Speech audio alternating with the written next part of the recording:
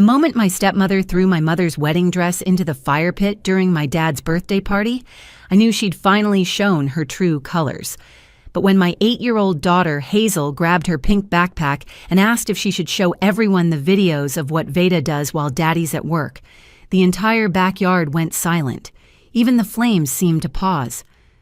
I should probably start by saying, I'm not someone who looks for drama. My name is Melinda. I'm 36 years old and I teach 3rd grade at Riverside Elementary here in Ohio.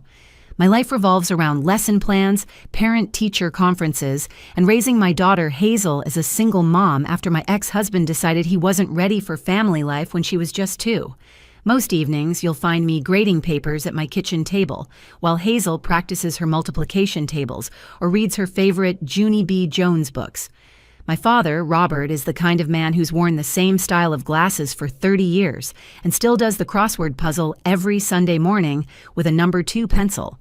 He runs a small accounting firm downtown, the same one he started with my mom's encouragement back when I was in middle school.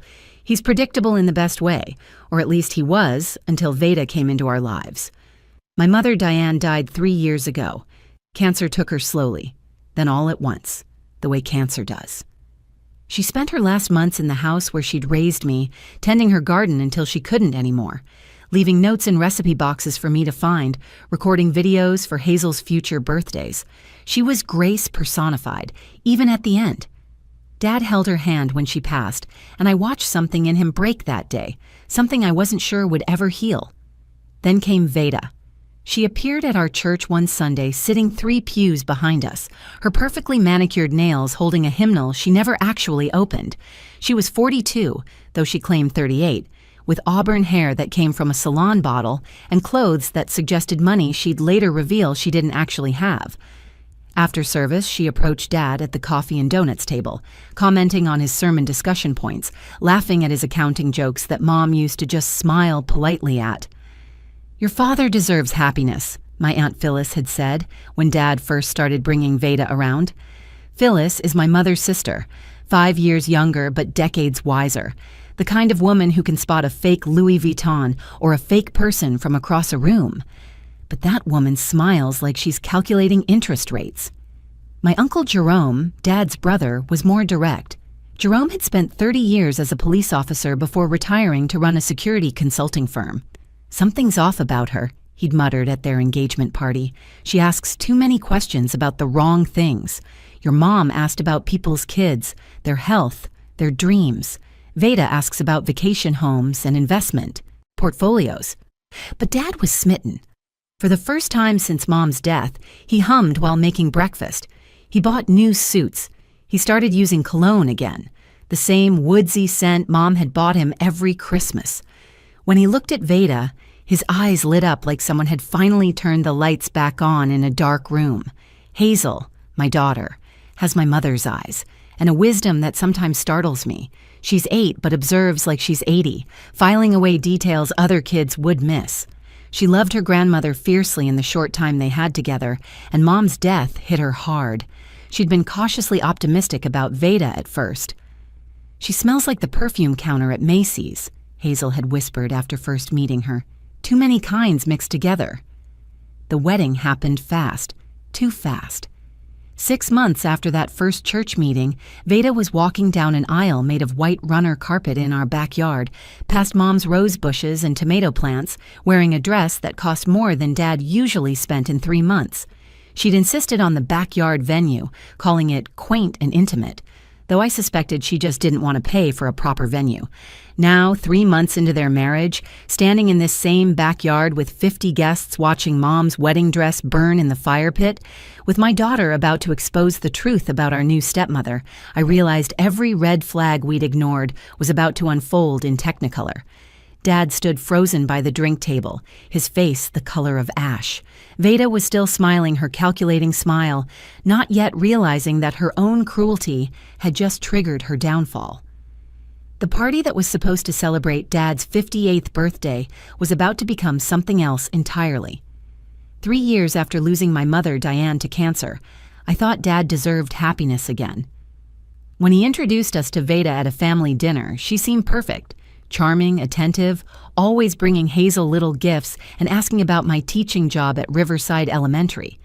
Dad's eyes lit up around her in a way I hadn't seen since Mom got sick. That first dinner took place on a Thursday evening in March. I remember because Hazel had just won her class spelling bee that day, and we were celebrating at Dad's house with his famous spaghetti carbonara, the one dish he'd mastered during Mom's chemo treatments.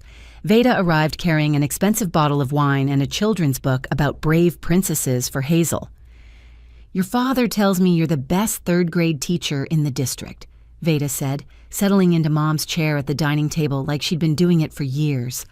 "That must be so rewarding, shaping young minds." The conversation flowed easily. She asked intelligent questions about Common Core standards, listened attentively to Hazel's story about the spelling bee, and even helped clear the dishes without being asked. When she laughed at Dad's terrible pun about the pasta being impastable, to resist, I saw him relax in a way he hadn't in years. "She makes me feel alive again, Melinda," Dad told me one evening as we cleaned up after Sunday dinner. "I know no one can replace your mother, but Veda understands that. She respects Diane's memory." I wanted to believe him. God, how I wanted to believe him. The loneliness in his eyes had been unbearable to watch. He'd taken to eating cereal for dinner when I wasn't there to check on him, leaving the TV on all night for company, keeping Mom's coffee mug exactly where she'd left it that last morning. The courtship moved quickly. Within 2 months, Veda had a drawer at Dad's house. Within 4, she was helping him pick new frames for his reading glasses and scheduling his dental appointments. She brought order to the chaos grief had left behind, organizing his scattered bills, restocking his empty refrigerator, even getting him to join a book club at the library.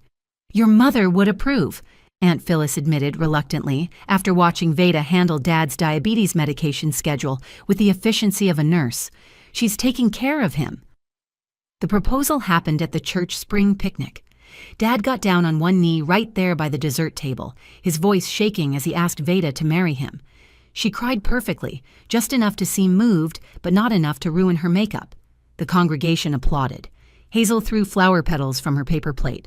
I stood there holding a plate of potato salad, trying to smile while something cold settled in my stomach. The wedding happened fast. 6 months after they met, Veda took charge of everything with remarkable efficiency. "Simple and elegant," she kept saying, though her definition of simple included hiring a string quartet and importing orchids from Florida.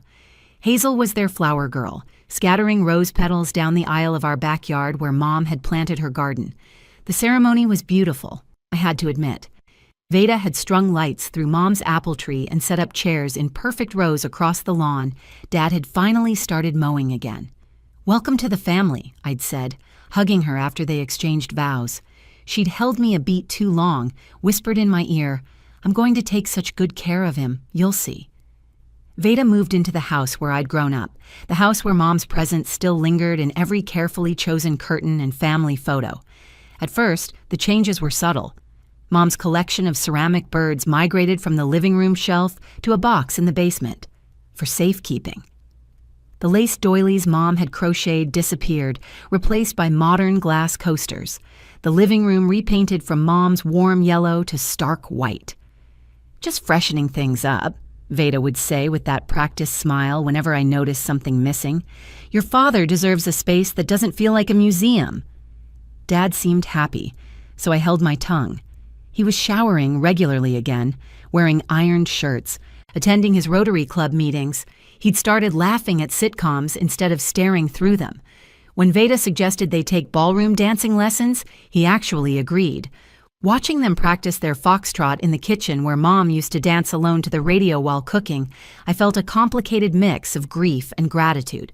After all, I had my own life, my own home with Hazel just 15 minutes away. If Dad could find happiness again, if Veda could fill even a fraction of the void Mom left behind, who was I to object? Love appeared different the second time around, I told myself. More practical, less poetic. I should have paid attention to the way Veda's smile never quite reached her eyes. Everything changed the week before Dad's 58th birthday party.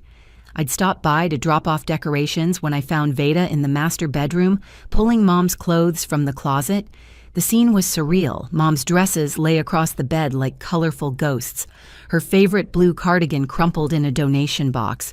Her church shoes lined up by the door like soldiers being discharged. Veda moved with mechanical efficiency, not even glancing at the items she was discarding. 30 years of memories treated like expired coupons. "Oh, Melinda, perfect timing. I'm donating these to charity. Your father needs to move forward, don't you think?" My chest tightened, seeing Mom's Christmas sweater, the one with the reindeer that she wore every December, tossed carelessly into a garbage bag. That sweater still smelled like her perfume. White shoulders, the only scent she ever wore. Dad said he wanted to keep her things.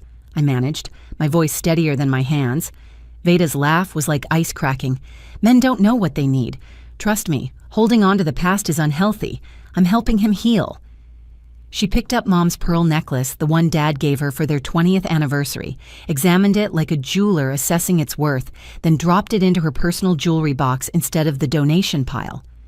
"That's not your decision to make," I said, reaching for Mom's clothes. She blocked my path, her manicured hand pressing against my shoulder. "Actually, as his wife, it is. This is my home now. This was my mother's home for 30 years. You've been here 6 months. And in those 6 months, I've done more for your father's mental health than you managed in 3 years. Her voice dropped to a whisper that felt like a slap. "He was drowning, Melinda. Drowning in grief and memories. And this shrine you all expected him to maintain. I'm saving him." The argument escalated. I grabbed Mom's wedding dress from the closet, the ivory silk cool against my hot hands. Veda tried to wrestle it from me, her nails leaving small crescents in my wrist. "You're being childish," she hissed. "It's just a dress." "It's her wedding dress." Dad walked in just as I was saying. "Mom lived in this house for 30 years. You've been here for 6 months. His face went through a series of expressions: surprise, discomfort, then something worse. Resignation. "Melinda, please," Dad said, and I couldn't believe it. He was taking her side. "Veda's just trying to help. Maybe it is time to let some things go." "Dad, she's throwing away everything." "Not everything, sweetheart, just some old clothes. Veda needs space too. This is her home now." The betrayal felt physical, like something breaking in my chest. I looked at him standing there in his weekend khakis, the ones Mom bought him, defending this woman's systematic erasure of our family history. I left with Mom's wedding dress, the only thing I managed to save. Veda's expression as I carried it out was pure venom. At the doorway, she called out sweetly, "Sunday dinner is still at 5, dear. I'm making my famous pot roast." Mom's famous pot roast recipe, I wanted to scream. The one she found in Mom's recipe box and now claimed as her own. Over the next few days, Veda began her campaign. She called Dad while he was at work, her voice carrying through his office phone, loud enough for his secretary to hear. "I'm just concerned about Melinda's hostility. She seems unable to accept our marriage."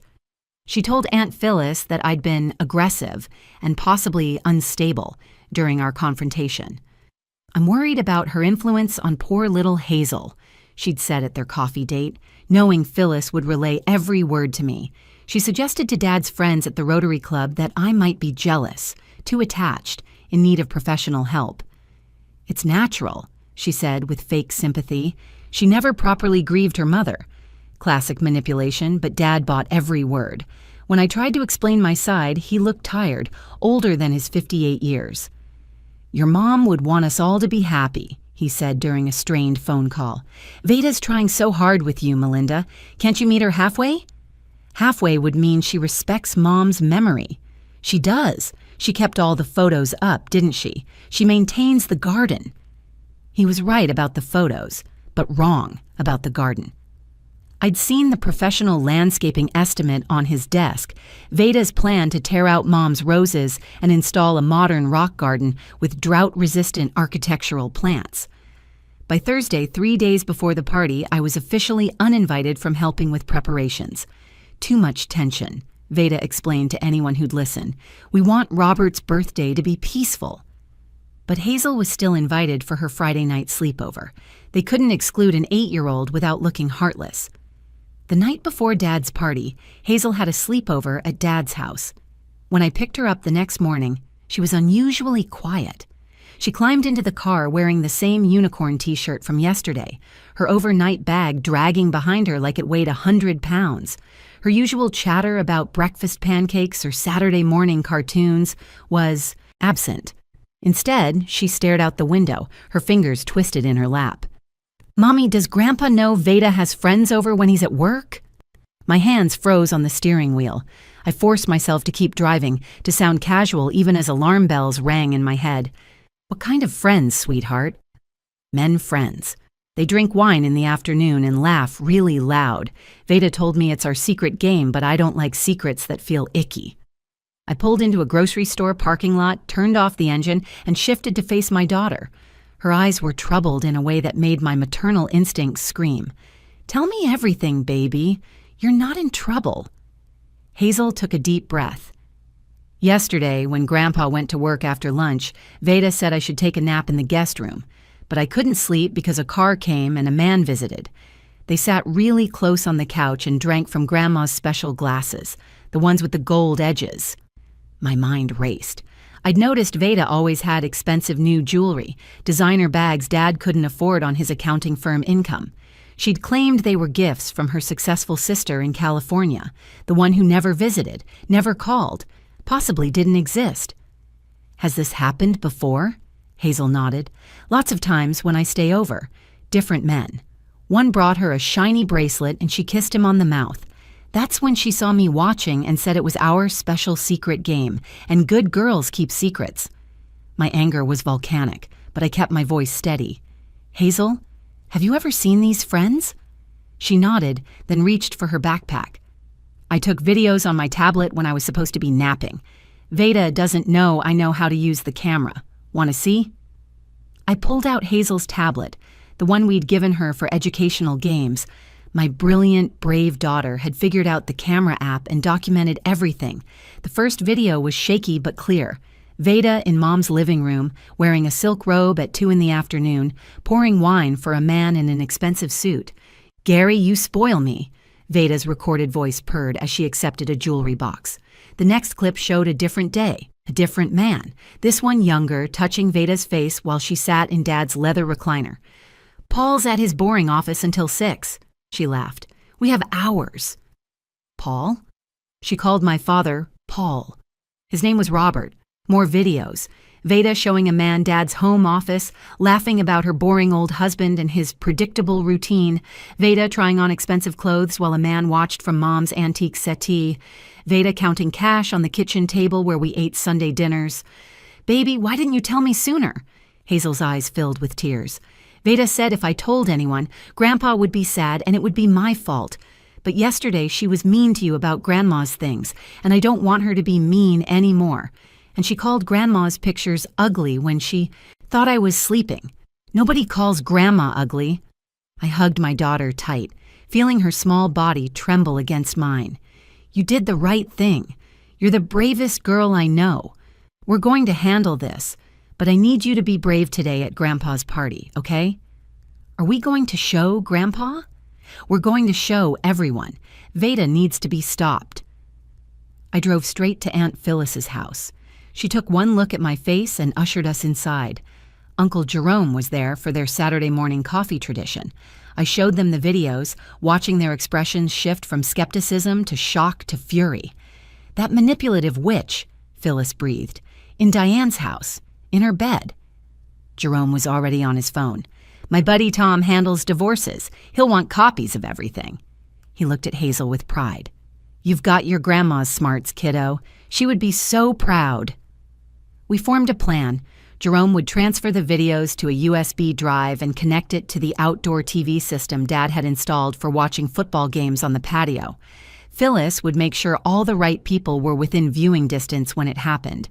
I would wear Mom's wedding dress to the party, knowing it would provoke Veda into showing her true colors publicly. "She'll go nuclear when she sees the dress," Phyllis warned. "I'm counting on it. When she attacks me, Hazel will know it's time to speak up about the videos." I retrieved Mom's wedding dress from my closet, feeling like she was guiding me. Today at Dad's party, the truth would finally come out. The party was in full swing when it happened. 50 guests mingled in the backyard, the same yard where Dad and Veda had married.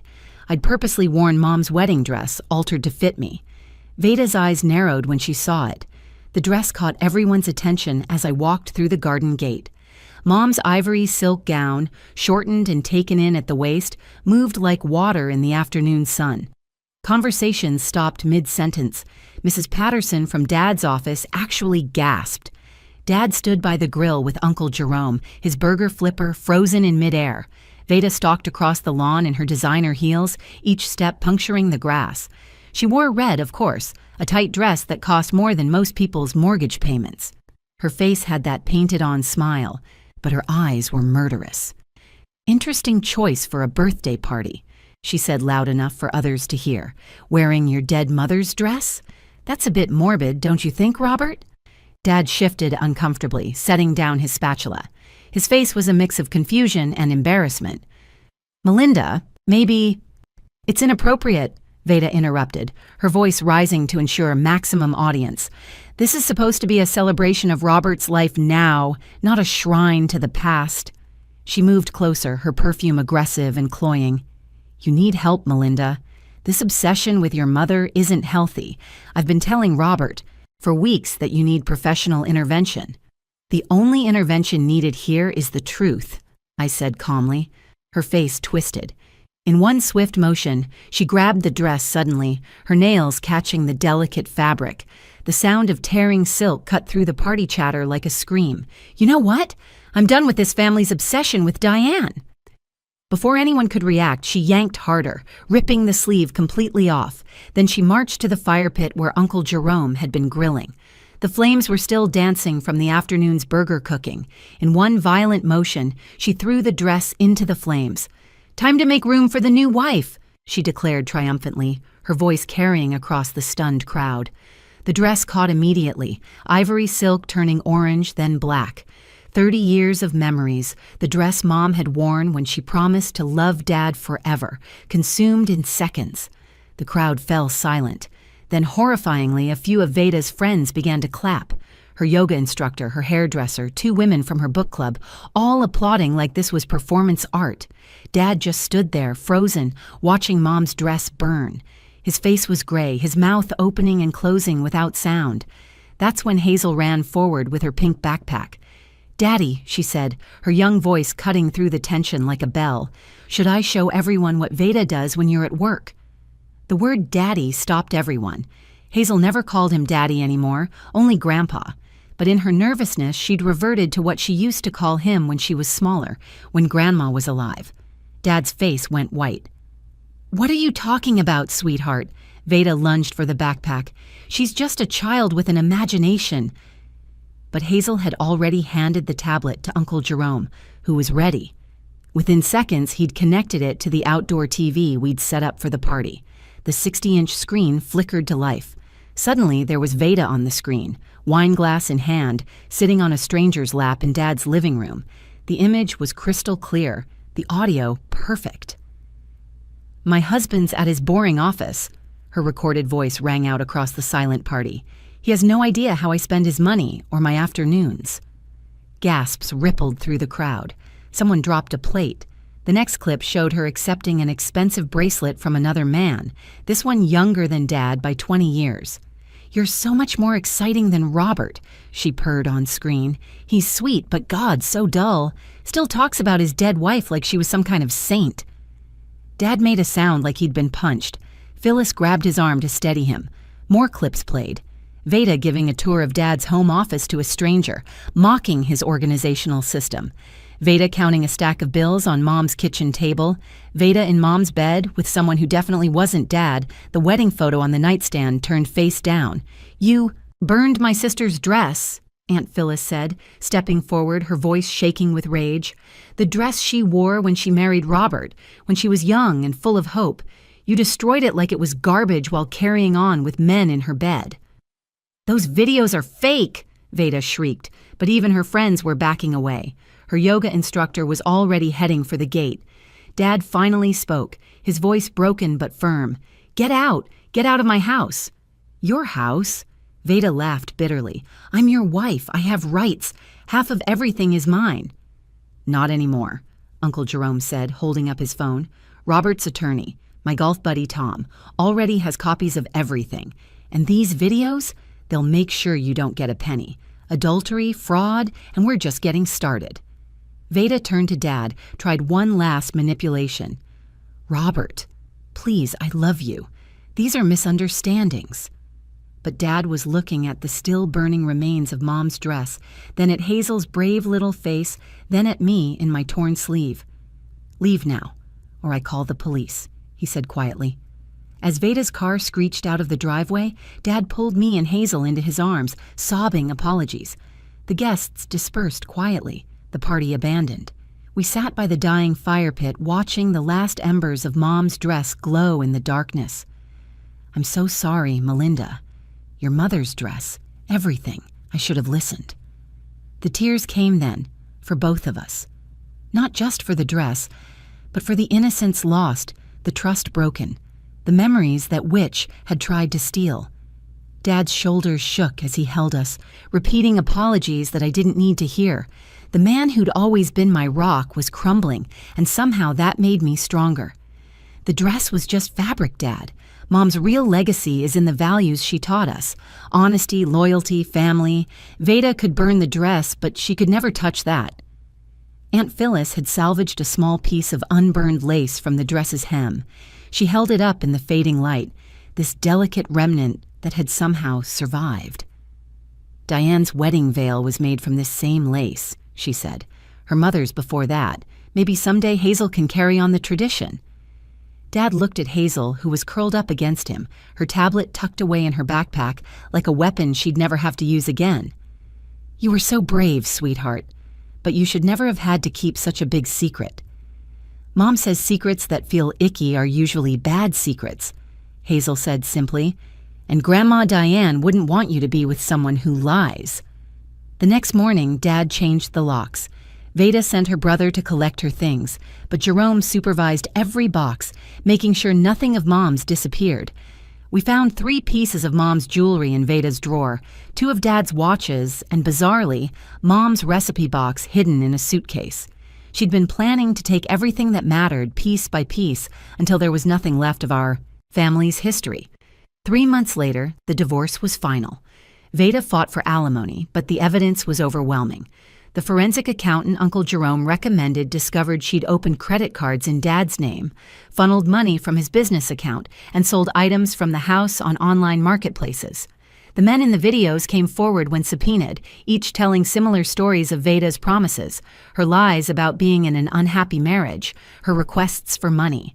Dad underwent therapy to understand how he'd been manipulated, how grief had made him vulnerable to someone who love-bombed him with attention while secretly despising our family's history.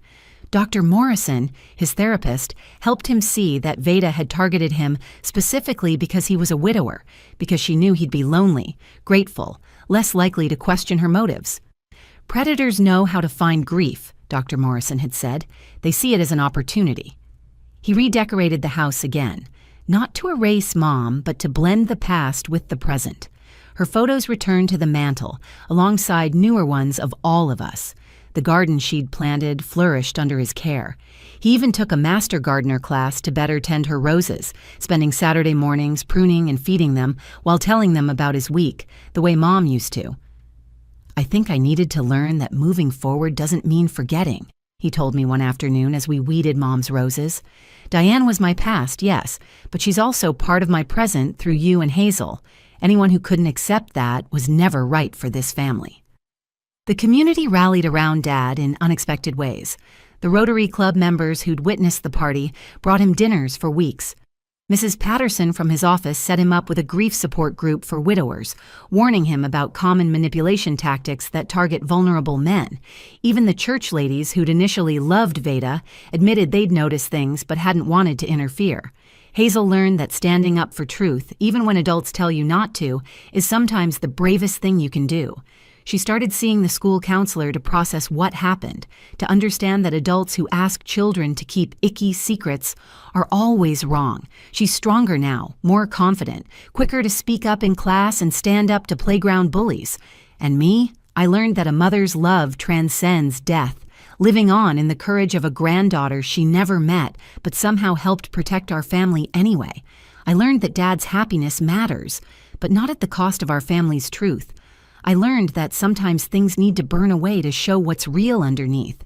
The wedding dress was gone, but its sacrifice had revealed the truth. What's real? Family, love, loyalty. No fire can destroy. Mom would have gladly sacrificed 1,000 dresses to protect Dad from that woman. In the end, her dress did what she no longer could. It saved him. If you found value in this story of standing up for family and truth, please take a moment to like this video and share it with someone who might need to hear it. Your support means everything, and don't forget to subscribe to the channel for more stories that remind us that love and justice always find a way. Thank you for listening.